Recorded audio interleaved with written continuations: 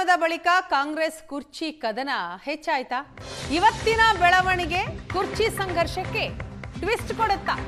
ಹಾಗಾದ್ರೆ ಇವತ್ತೇನು ನಡೆಯುತ್ತೆ? ಮೈಸೂರಿನಲ್ಲಿ ಇವತ್ತು ರಾಹುಲ್ ಗಾಂಧಿ ಅವರನ್ನ ಭೇಟಿಯಾಗ್ತಾರೆ ಸಿಎಂ ಮತ್ತು ಡಿಸಿಎಂ. ಇವತ್ತು ಮೈಸೂರಿಗೆ ಆಗಮಿಸ್ತಾ ಇದ್ದಾರೆ ರಾಹುಲ್ ಗಾಂಧಿ. ಲೋಕಸಭೆ ಪ್ರತಿಪಕ್ಷ ನಾಯಕ ರಾಹುಲ್ ಗಾಂಧಿ ಅವರನ್ನ ಸ್ವಾಗತ ಮಾಡಲಿದ್ದಾರೆ ಸಿಎಂ ಸಿದ್ದರಾಮಯ್ಯ, ಡಿಸಿಎಂ ಡಿಕೆ ಶಿವಕುಮಾರ್. ತಮಿಳುನಾಡಿನ ಗುಡಲೂರಿಗೆ ರಸ್ತೆ ಮಾರ್ಗವಾಗಿ ಪ್ರಯಾಣ ಬೆಳೆಸ್ತಾರೆ. ಸಚಿವ ಸಂಪುಟ ಪುನರ್ರಚನೆಗೆ ಮುಂದಾಗಿದ್ದಾರೆ ಸಿಎಂ. ಇನ್ನು ಅಧಿಕಾರ ಹಂಚಿಕೆಯ ಬಗ್ಗೆ ಹೈಕಮಾಂಡ್ ಸ್ಪಷ್ಟತೆ ಬಯಸಿದ್ದಾರೆ ಡಿಕೆ ಶಿವಕುಮಾರ್. ಹಾಗಾಗಿ ಸಿಎಂ ಮತ್ತು ಡಿಸಿಎಂಗೆ ರಾಹುಲ್ ಗಾಂಧಿ ಅವರ ಭೇಟಿ ಬಹಳ ಮಹತ್ವ ಪಡೆದುಕೊಂಡಿದೆ. ಸಂಪುಟ ಪುನರ್ರಚನೆ ಚರ್ಚೆಯ ನಡುವೆ ಕುತೂಹಲ ಮೂಡಿಸಿದೆ ಈ ಸಭೆ. 17ನೇ ಬಜೆಟ್ ಮಂಡನೆಗೆ ಸಿದ್ಧತೆಯನ್ನು ಕೂಡ ಮುಖ್ಯಮಂತ್ರಿಗಳು ಮಾಡಿಕೊಳ್ತಾ ಇದ್ದಾರೆ.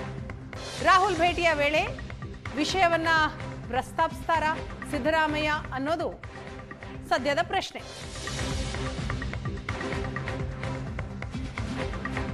ಜನವರಿ 16 ಮತ್ತು 22ಕ್ಕೆ ದೆಹಲಿಗೆ ತೆರಳಲಿದ್ದಾರೆ ಡಿಸಿಎಂ ಡಿಕೆ ಶಿವಕುಮಾರ್. ರಾಹುಲ್ ಗಾಂಧಿ ಭೇಟಿಯಾಗಲು ಸಮಯ ಕೇಳಿದ್ದಾರೆ.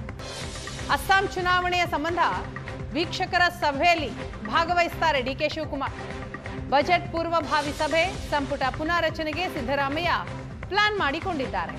ಬಜೆಟ್ ಪೂರ್ವಭಾವಿ ಸಭೆಗೂ ಮುನ್ನ ಗೊಂದಲ ಬಗೆಹರಿಸೋದಿಕ್ಕೆ ಡಿಕೆ ಶಿವಕುಮಾರ್ ಮನಸ್ಸು ಮಾಡಿದ್ದಾರೆ, ಪಟ್ಟು ಹಿಡಿದಿದ್ದಾರೆ. ಸಂಕ್ರಾಂತಿ ಬಳಿಕ ಡಿಕೆಶಿ ಸಿದ್ದು ಇಬ್ಬರನ್ನು ದೆಹಲಿಗೆ ಕರೆಸಿ ಮಾತುಕತೆ ನಡೆಸುವ ಸಾಧ್ಯತೆ ಇದೆ ಅನ್ನೋ ಚರ್ಚೆಯೂ ಇದೆ.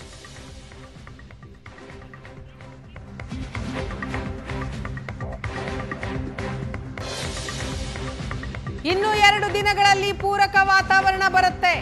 ಡಿಕೆ ಶಿವಕುಮಾರ್ ಅವರ ಆಪ್ತ ಶಾಸಕ ಶಿವಗಂಗಾ ಬಸವರಾಜ್ ಮತ್ತೊಂದು ಬಾಂಬ್ ಸಿಡಿಸಿದ್ದಾರೆ.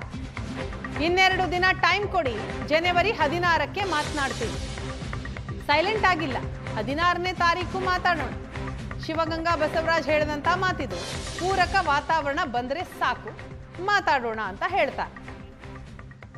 ಬಜೆಟ್ ಮಂಡನೆ ಅಂತ ಅನ್ನೋದು ವಿಚಾರಕ್ಕೆ ಹೋಗ್ತಾ ಇದೆ. ಮತ್ತೆ ಮಾರ್ಚ್ಗೆ ಡೆಡ್ಲೈನ್ ಏನಿಲ್ಲ, ಸ್ವಲ್ಪ ಟೈಮ್ ಕೊಡ್ರಿ. 2 ದಿನ. ಇವತ್ತು 13, 12, 16ನೇ ತಾರೀಕು ಮಾತಾಡ್ತೀನಿ. ಸಂಕ್ರಾಂತಿ 16ಕ್ಕೆ ಮಾತಾಡ್ಬಿಡ್ತೀನಿ. ಸಂಕ್ರಾಂತಿ ದಾವಣಗೆರೆ ದಕ್ಷಿಣ ವಿಧಾನಸಭಾ ಕ್ಷೇತ್ರ ಟಿಕೆಟ್ ವಿಚಾರವಾಗಿ ಸಾಕಷ್ಟು ಚರ್ಚೆ ಆಗ್ತದೆ. ವರ್ಗಕ್ಕೆ ಕೊಡಬೇಕಂತ ಒಂದು ಕಡೆ ಆಗ್ರಹ ಕೇಳಿ ಬರ್ತದೆ, ಮುಸ್ಲಿಂ ಕೇಳ್ತಾ ಇದ್ದಾರೆ. ಮತ್ತೊಂದೆಡೆ ಬಿಜೆಪಿ ನಾಯಕರೇ ಗಣೇಶ್ ಅವರ ಒಂದು ಶಾಮೂರ್ ಕುಟುಂಬದ ಹೆಸರು ಪ್ರಸ್ತಾಪ ಮಾಡಿದ್ದಾರೆ.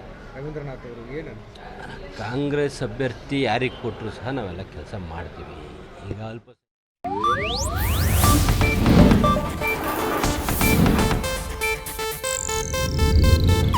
ಇದು ಏಷ್ಯಾನೆಟ್ ನ್ಯೂಸ್ ನೆಟ್ವರ್ಕ್ ಪ್ರಸ್ತುತಿ.